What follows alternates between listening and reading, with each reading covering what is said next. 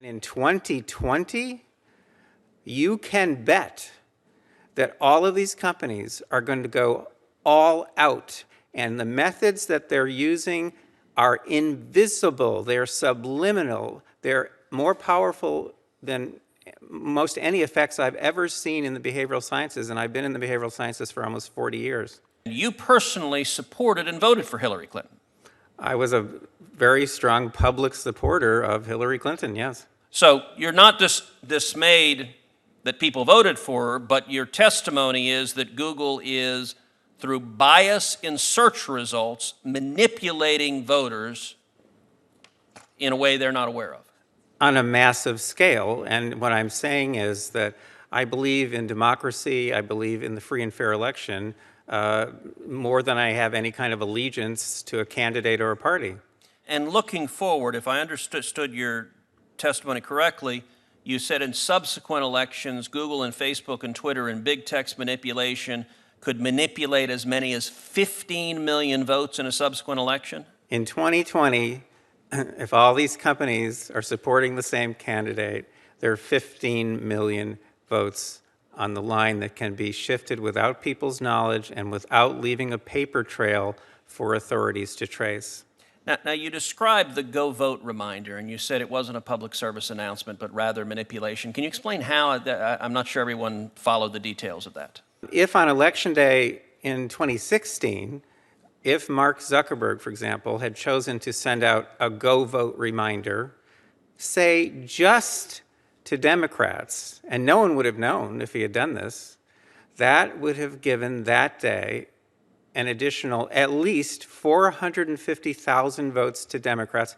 And we know this without doubt because of Facebook's own published data, because they did an experiment that they didn't tell anyone about during the 2010 election. They published it in 2012. It had 60 million Facebook users involved.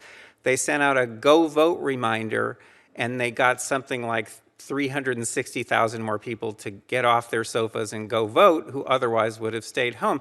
The point is, I don't think that Mr. Zuckerberg sent out that reminder in 2016. I think he was overconfident. I think Google was overconfident. All these companies were. I don't think he sent that out. Without monitoring systems in place, we'll never know what these companies are doing. But the point is, in 2018, I'm sure they were more aggressive. We have lots of data to support that. And in 2020, you can bet that all of these companies are going to go all out. And the methods that they're using are invisible. They're subliminal. They're more powerful than most any effects I've ever seen in the behavioral sciences. And I've been in the behavioral sciences for almost 40 years. What you are testifying to is that a handful of Silicon Valley billionaires and giant corporations are able to spend millions of dollars, if not billions of dollars collectively, massively influencing the results of elections. And there's no accountability. You said, we don't know. We have no way of knowing if Google or Facebook or Twitter sends it to Democrats or Republicans, or how they bias it, because it's a black box with no transparency or accountability whatsoever. Am I understanding you correctly?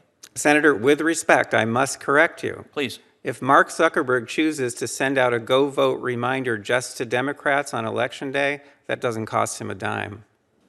Do you happen to know who the Hillary Clinton campaign's #1 financial supporter was in the year 2016? I think I do, but please remind me.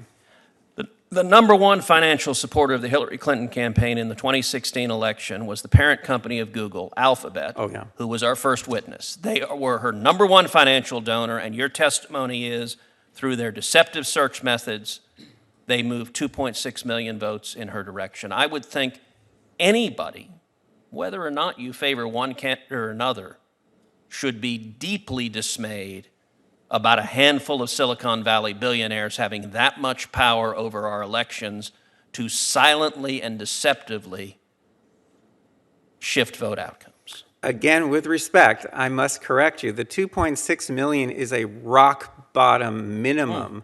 The range is between 2.6 and 10.4 million, depending on how aggressively they used the techniques that I've been studying now for 6.5 years. Wow. Could you just say that again, please?